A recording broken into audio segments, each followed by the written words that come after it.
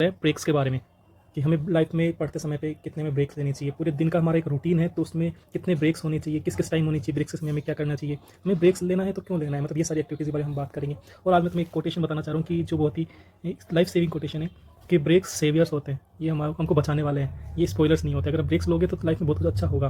तो इसके लिए आज हम देखते हैं, आपके लिए बहुत सारी चीज़ें लेकर आया हूँ मैं। अब देखते हैं आगे की क्या क्या है। पहला कि इंटर रूटीन्स ब्रेक्स हमारी लाइफ में क्यों ज़रूरी होते हैं, अगर ले तो ब्रेक्स कितने लेने चाहिए, हाउ मच ब्रेक्स होने चाहिए, एंड ब्रेक्स के टाइम पे हमें क्या करना चाहिए, मतलब ब्रेक्स के टाइम पे एक्टिविटीज़ क्या क्या होनी चाहिए। तो हम देखते हैं कि ब्रेक्स क्यों ज़रूरी है कि अगर हम ब्रेक्स लेंगे तो हमें एक रिफ्रेशमेंट मिलता है, इससे चीज़ें लॉन्ग टर्म्स में हेल्प मिलती है और डाइजेशन बढ़ जाता है। जो भी हम पढ़ते हैं अगर हम उसे पचाएंगे नहीं तो फिर उसका प्रॉपर रिजल्ट नहीं आएगा। अगर प्रॉपर रिजल्ट नहीं आएगा तो फिर हम कोई पढ़ने का मतलब नहीं मिलेगा हमें। तो रिफ्रेशमेंट ज़रूरी है। उसके बाद ये होता है कि अगर रिफ्रेशमेंट मिल जाएगा, हम पढ़ रहे हैं, रिफ्रेशमेंट मिल जा रहा है, तो इससे हमारी मेमोरी पावर बढ़ जाएगी। मेमोरी पावर बढ़ जाएगी तो एग्जाम के अंदर हम अच्छा परफॉर्म कर पाएंगे, चीज़ें टाइम पर रिकॉल हो पाएगी और हमें अच्छे मार्क्स मिल पाएंगे। और अगर एक चीज़ सबसे बड़ा फ़ायदा यहाँ पे कि हमें डायरेक्शंस मिल जाती है ब्रेक्स के टाइम पे, क्योंकि हम कभी ब्रेक्स लेते हैं तो हमें पता होता है कि बहुत ज़्यादा पढ़ लेते हैं, एक्सेसिव रीडिंग हो जाती है, बहुत किसी टॉपिक की बहुत ज़्यादा डेप्थ में चले जाते हैं। तो हमें फोकस स्टडी करने के लिए बहुत ज़्यादा हेल्प करते हैं ब्रेक्स। इसमें क्या होता है कि इससे हम एक एग्जाम के स्टिक रहते हैं उस एग्जाम पे, कि जिस एग्जाम की तैयारी कर रहे हैं उसी पे फोकस रहता है पूरा का पूरा, और हम केवल रिलेवेंट कंटेंट ही पढ़ते हैं। तो इसलिए ब्रेक ज़रूरी होते हैं, हमें रिफ्रेशमेंट मिल जाए, जो पढ़ा है वो डाइजेस्ट हो जाए, मेमोरी पावर बढ़ जाए, एक सही डायरेक्शन में हम काम करते रहे, पढ़ते रहे। इसलिए ब्रेक्स ज़रूरी होते हैं। और हमें ब्रेक्स ले तो भाई कितने लेने चाहिए ब्रेक्स, तो उन ब्रेक्स के बारे में बात करते हैं कि शॉर्ट ब्रेक्स लेनी चाहिए, लॉन्ग ब्रेक्स लेनी चाहिए, दोनों के बीच में हमें से एक टशल रहता है।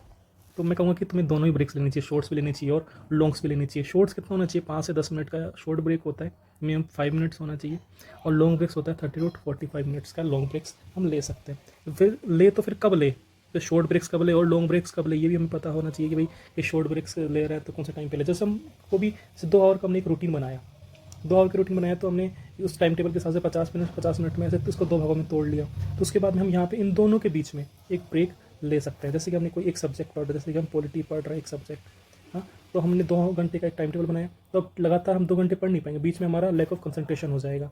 तो इन दोनों के टाइम पे एक 45 और 50 के बीच में मिनट्स के बीच में एक ब्रेक्स हम ले सकते हैं। तो इससे ये लेना ही चाहिए, मतलब ले क्या सकते हैं, तो लेना ही चाहिए। इसके बाद में हम 2 घंटे के बाद अगर वो टॉपिक क्लियर हो जाता है, वो हमने जो सोचा है वो चीज़ हमारी क्लियर हो जाती है, तो फिर हम 2 घंटे के बाद में एक लॉन्ग ब्रेक भी ले सकते हैं। लेकिन अगर मेरा मानना है कि अगर हमारा रूटीन बना हुआ है, ठीक है, अगर हम एकदम कंसंट्रेटेड हैं, तो लॉन्ग ब्रेक्स उस टाइम पे अवॉइड करनी चाहिए। 2 घंटे के बाद में भी हमें सिर्फ शॉर्ट ब्रेक्स लेनी चाहिए। और तो इसलिए मैंने कहा है कि 2 फेज़ों के बीच में भी हम शॉर्ट ब्रेक्स ले सकते हैं। Within 1 phase short break हो गया कि 2 सेक्शन में डिवाइड कर लिया सेम सब्जेक्ट को या सेम टाइम को, उनके बीच में ले लिया। और 2 फेज़ का मतलब कि हमारा अगर फोकस बना हुआ है तो भी हम 2 फेज़ के बीच में सिर्फ शॉर्ट ब्रेक से ही काम चलाएंगे और हम लगातार पढ़ते रहेंगे।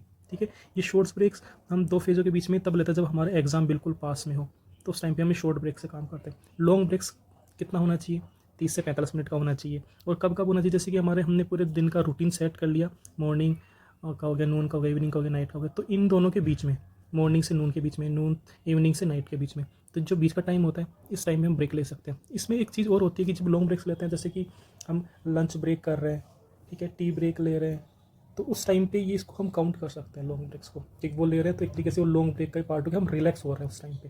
हमें कौन कौन सी एक्टिविटीज़ करनी चाहिए, एक्टिविटीज़ के बारे में देखते हैं। जब हम शॉर्ट ब्रेक करें तो जैसे कि हम फैसिलिटीज़ के लिए जा सकते हैं कि वॉशरूम वगैरह जाना हो, फेस वॉश कर लिया, ठीक है। अपनी सबसे पहले एक चीज़ क्या काम करना है शॉर्ट ब्रेक के टाइम पे, अपनी चेयर को छोड़ दो, ठीक है, 5 मिनट के लिए घूमने चल जाओ, इधर से उधर घूम लो। और क्या कर सकते हैं, हम किसी ज़मीन पे जाके लेट सकते हैं, अपनी कमर सीधी कर सकते हैं, ठीक है। मतलब अगर आपके पास बेड नहीं है, आप रूम लेके रहते हो, तो आप अपने ग्राउंड के ऊपर बिछा के वहाँ पे भी लेट सकते हो, ठीक है। इसके अलावा हम ब्रीदिंग एक्सरसाइज कर सकते हैं थोड़ा रिलैक्स देने के लिए, क्योंकि हम ये जो शॉर्ट ब्रेक दे रहे हैं, ठीक है, इसलिए दे रहे हैं ताकि थोड़ा सा हमें रिलैक्सेशन मिल जाए कुछ टाइम के लिए। हम ऐसा होता है कि लगातार कंसंट्रेशन बना नहीं पाते, तो उस कंसंट्रेशन को अगर हमने फोकस बना हुआ है तो उसको लंबे टाइम तक खींचने के लिए, उसी कंसंट्रेशन को लंबे टाइम तक खींचने के लिए शॉर्ट शॉर्ट ब्रेक ले लेके लंबा एक मैराथन कवर कर सकते हैं स्टडी का।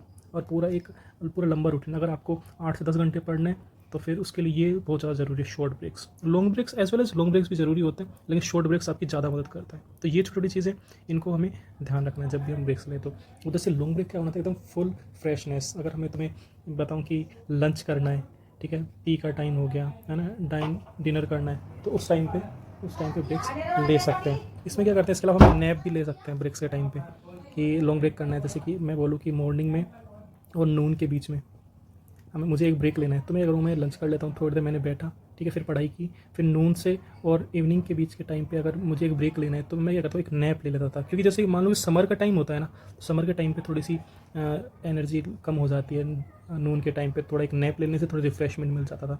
और ये नैप कितनी होती थी, लगभग 30 मिनट्स की होती थी एक नैप, ये मेरी, बस सबका अलग अलग होता है, मैं अपने हिसाब से बता रहा हूँ। इसके अलावा हम लॉन्ग ब्रेक्स में अपने दोस्तों से बात कर सकते हैं, फैमिली से बात कर सकते हैं, क्योंकि थोड़ा रिफ्रेशमेंट मिल जाता है अगर हम बात कर लेते हैं तो। अगर वॉक की बात करूँ तो भाई तुम्हें कहीं जाना है तो तुम मार्केट चले जाओ, घूमने चले जाओ। अगर आपका ये बीच का जो टाइम है, जैसे नून से अगर नाइट के टाइम के बीच में बात करूँ, तो जो टाइम होता था दोनों के बीच में, तो मैं वॉक पे चला जाता था, इवनिंग वॉक्स वगैरह पे, मार्केट में घूम आता था। और बस वही, लेकिन टाइम का ध्यान रखना है, तो 30 मिनट से 35 मिनट, 45 मिनट, इससे ज़्यादा नहीं होना चाहिए।